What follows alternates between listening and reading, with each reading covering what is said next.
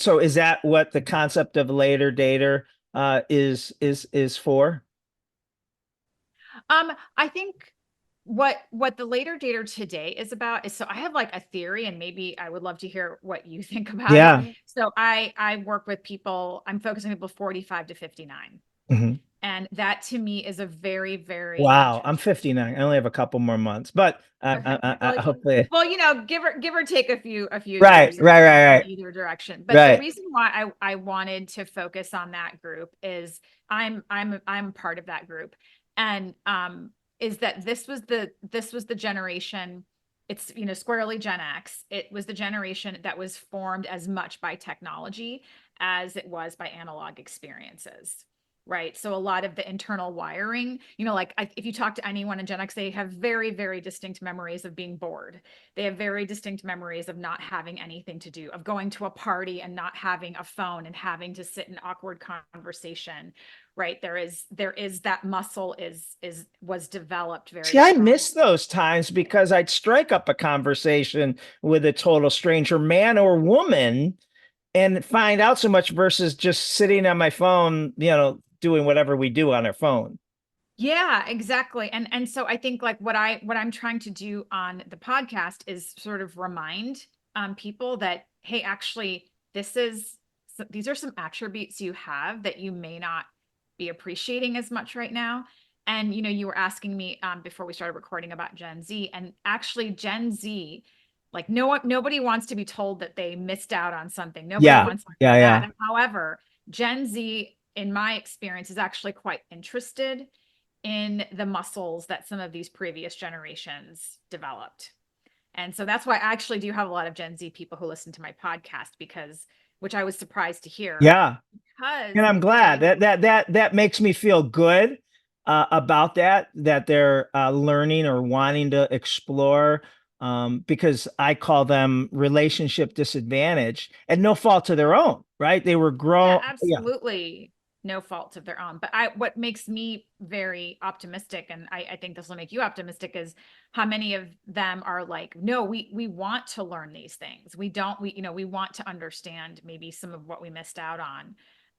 And they're looking, for, I think it's the different, and what I never do is I'm never out to lecture anybody, I'm more just trying to remind people of what things used to be like, and some of the really great sort of interaction muscles that Yeah. were built, Yeah. and how important they are, and how we really don't want to get rid of them entirely. Well, the other thing that like I'm concerned with, again, with an agenda as an employer Mhm. is, there's a sliver of Gen Z with a 4-year window that got it even worse than everyone else because they had to go to school, college, let's say, in the Mhm. pandemic, and that was, as we all remember, was such a vital part of our Mhm. relationship building formative Yeah. years. And then there a percentage of them are taking jobs from work from home.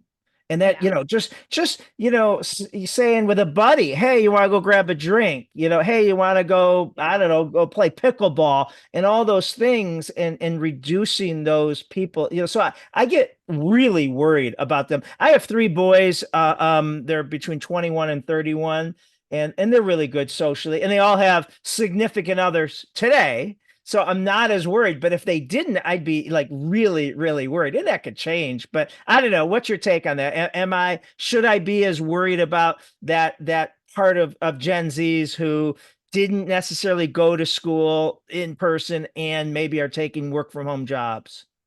Yeah, I mean, I think we should be worried about them, but I think it's important that we don't sort of send a signal that like you're broken or you got messed up. I Yeah. think that's where we have to be careful. I think that they did miss out on something, but I think we should try and figure out like, well, what did they gain in the process? There's, as we know, anytime there's Right. a crisis or something bad that's happened in society, there, like, another muscle has been developed that we may not have appreciated. So like I'm always trying to figure out like, what did, if they didn't have the muscles that I have, what did they develop? And then like, what can I learn from them and what can they learn from me? Right. So I think that that is the way that we should approach it, not like, oh, they've all experienced some awful deficit. I Yeah. think anytime we think in those terms, it doesn't really help anyone. And, you were saying like, I love that you said your boys are in a relationship now. I love that you said that because I feel like people forget that you can be in a relationship and that is no guarantee that You you could will be in a always, relation for 25 years, right? And there's no, yeah. And which is that's your audience. That's your audience. yeah. And, no one that I work with ever thought that they would be this age and be looking for a Single at 50. relationship. Yeah. And so I think there's this idea that like dating is like a young person's domain, and it's absolutely not true. It's a everybody's domain. And so it is so important. Like that's why I study dating culture, like Right. not just one aspect of it. Like it's something that everyone is going to probably dip into at some point. Right. And I just think it's probably one of the most important things and one of the most overlooked things, which is why I care about it so much. And so I think why I zeroed in on 45 to 59 is I realized that so dating culture typically, if you ever look at like what happened in dating, it's always defined by people in their 20s or 30s. Like whatever they're doing is what everybody kind of has to do. And so part of my thesis is maybe for this one, we should let maybe the older folks, kind of have more of have more Autonomy no, but have more sort of influence on how dating culture, for them or just in general? in Like, is general. dating culture different for generations? Yes, because the technology is so different.